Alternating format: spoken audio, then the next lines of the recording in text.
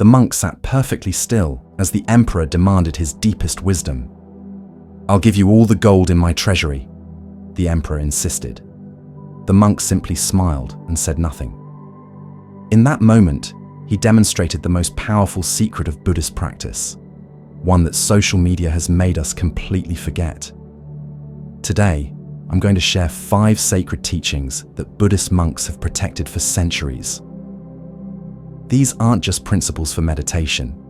They're the exact practices that transformed my life after I lost everything by sharing what should have remained hidden. The third one especially changed everything for me, and I've never shared it publicly until now. Welcome to Moonlight Temple. I'm so glad you found your way here. Today, we're diving deep into 5 essential aspects of your life that Buddhist teachings gently encourage you to safeguard. These aren't secrets to hoard, but rather treasures to protect, seeds of potential that need fertile ground and mindful cultivation to blossom.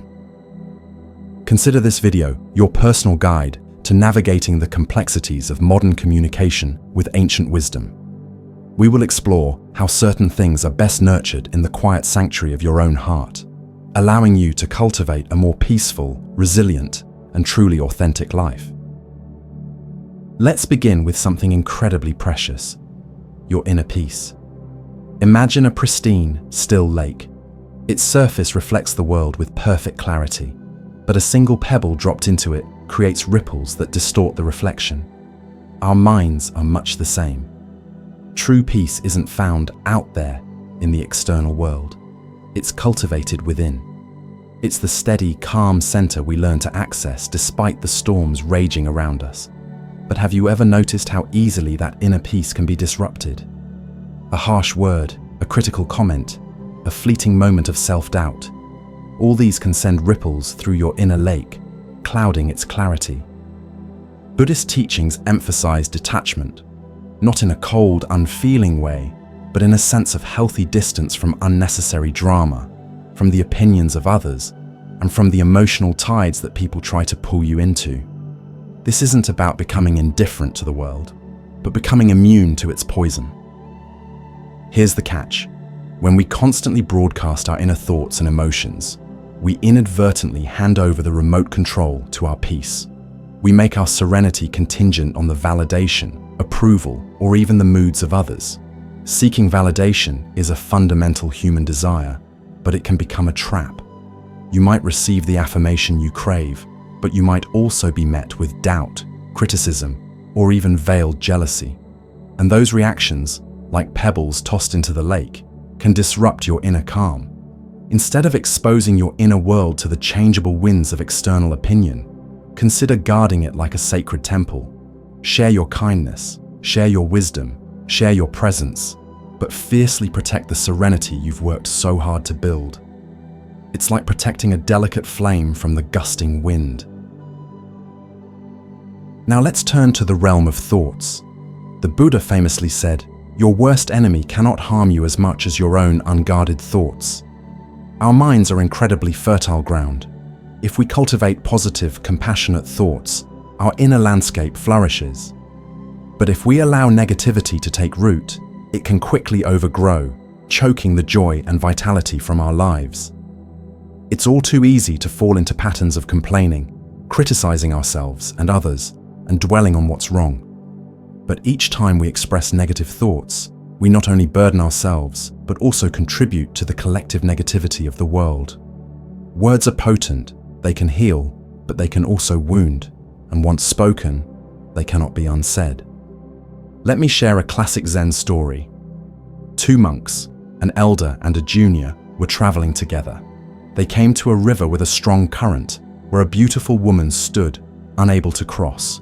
The elder monk, without a word, picked her up, carried her across, and set her down on the other side. The junior monk was scandalized, but dared not speak until they had walked several miles further. Finally, he couldn't contain himself. "How could you do that?" he exclaimed. "We are monks. We are not supposed to touch women, especially not like that." The elder monk simply smiled and said, "I left her at the river. Why are you still carrying her?" This story illustrates how easily we can cling to negative thoughts and judgments. carrying them long after the moment has passed. The elder monk acted with compassion and then released the situation. The junior monk, however, held on to the judgment, allowing it to poison his mind. This is why Buddhist teachings place such importance on right speech, speaking only what is true, necessary, and kind. Before sharing a thought, pause and reflect. Does this bring peace? Does it create suffering? If it doesn't uplift, it's often better left unsaid, not as a form of suppression, but as an act of conscious cultivation of your mental garden. This isn't about becoming a Pollyanna, pretending everything is perfect. It's about consciously choosing to focus on solutions, on gratitude, and on constructive perspectives. Let's talk about vulnerability. It's natural, even essential, to seek support from others when we're facing challenges. We crave connection, understanding, and empathy. But here's a crucial truth. Not everyone who listens truly understands, and not everyone who smiles wishes you well. In our pursuit of connection, we can sometimes reveal too much, our weaknesses, our fears, our past mistakes, without realizing that not all ears are kind and not all hearts are pure. Buddhism emphasizes self-awareness as the key to navigating this delicate terrain. Sharing our vulnerabilities can be incredibly healing, but doing so with the wrong people can lead to unnecessary pain. Some may judge you, others may use your words against you, and some may simply not care. True wisdom lies in discerning who is truly worthy of your trust, who has earned the right to hear your deepest fears and vulnerabilities, who will hold them with compassion and respect. I remember years ago, I was going through a particularly difficult time. I felt lost and confused, and I desperately wanted to share my struggles with someone. I confided in someone I thought was a friend, pouring out my heart and revealing my deepest fears. I quickly learned that their so-called empathy was nothing more than a thinly veiled opportunity for them to judge me and to try to feel superior. It was a painful lesson, but it taught me the importance of carefully choosing my confidants.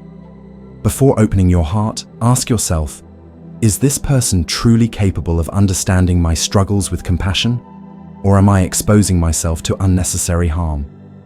Share wisely, and remember that your deepest wounds should only be entrusted to those who will treat them with utmost care. This doesn't mean becoming closed off or suspicious. It means cultivating discernment, learning to recognize genuine empathy, and protecting your emotional well-being. Now, let's delve into the realm of future plans. The Buddha taught that attachment to the future leads to suffering. When we become overly attached to specific outcomes, we set ourselves up for disappointment and frustration. When we speak too much about our goals, we create expectations, not just for ourselves, but also in the minds of others. And when expectations rise, so does the pressure to succeed. Many people share their dreams in the hopes of gaining support and encouragement. However, premature words can sometimes invite doubt, criticism, and even jealousy. The more we talk, the more we open the door for external opinions, distractions, and negative energy that can shake our confidence and derail our progress. Instead of broadcasting your plans, consider letting your actions speak for you. Move in silence, work with focus, and let your success be the announcement. The most powerful achievements are often those that surprise the world, not those that are declared long before they happen. Imagine a gardener planting a seed. Does the gardener constantly dig up the seed to check on its progress? No. The gardener plants the seed, provides it with water and sunlight, and trusts the process. The gardener understands that the seed needs time to germinate in darkness before it can sprout and grow. Our dreams are like those seeds. They need time to take root and grow in the quiet darkness of our own inner world before they can blossom into reality. Finally, let's consider acts of kindness. In a world where recognition is often sought and rewarded, true kindness is a rare and precious commodity. Many perform good deeds, but only to receive praise, validation, or a pat on the back. But the Buddha taught that a good deed brings joy to the heart, whether seen or unseen. When we act with kindness, we should do it out of love and compassion, not for external approval. If you give, give without expectation. If you help, help without seeking credit. The true reward of kindness is the joy it brings within, not the applause it receives from others. Buddhism teaches that the purest form of generosity is selfless. It's about acting with compassion simply because it's the right thing to do, without any expectation of reward or recognition. There was once a hermit who lived a simple life in a small hut in the woods. He meditated and lived by himself, undisturbed. He developed a reputation for great wisdom. One day, an old woman who lived in the nearby village came to visit him. She told him she was struggling, life was difficult, and she needed some wisdom to help her. The hermit listened to her without saying a word. Then he took a bucket and went to the well, drew a bucket of water and gave it to the old woman. She drank the water, thanked him, and went home. The next day, the old woman came again with the same complaint. Again, the hermit listened silently, drew water from the well, and gave it to her. This went on for days. Finally, the old woman realized that the hermit wasn't going to give her any grand pronouncements or profound advice. He was simply offering her kindness and compassion. And in that simple act of kindness, she found the strength and wisdom she needed to face her challenges. So, the next time you perform an act of kindness, let it be a silent offering to the universe. Let the joy of giving be its own reward.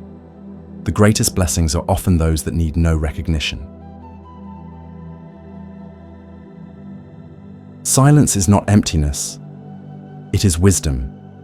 In a world where everyone is speaking, few are truly listening. Guard your inner peace, choose your words wisely, and share only what nurtures growth. As you navigate the complexities of life, remember the power of the unspoken. Cultivate the stillness within, and let your actions speak louder than words. This isn't about retreating from the world, but about engaging with it in a more conscious, intentional way. It's about becoming a guardian of your own inner landscape, nurturing the seeds of peace, compassion, and wisdom. If this wisdom resonates with you, if you feel called to explore the depths of your own mind and heart, then I invite you to join our community here at Mind Temple. Subscribe to our channel, share this video with someone who might benefit from it, and let's journey together on the path to inner peace and mindful living. Finally, let's take a moment for reflection. Consider one area of your life where you might benefit from practicing more mindful discretion. Is there a negative thought pattern you can gently release? A future plan you can nurture in silence? A vulnerability you need to protect? Choose one area and commit to practicing greater awareness and intention in the coming days. And remember, you are not alone on this path. We are here to support each other, to learn from each other, and to grow together in wisdom and compassion. May your journey be filled with peace, mindfulness, and wisdom. Until next time, stay mindful and stay kind.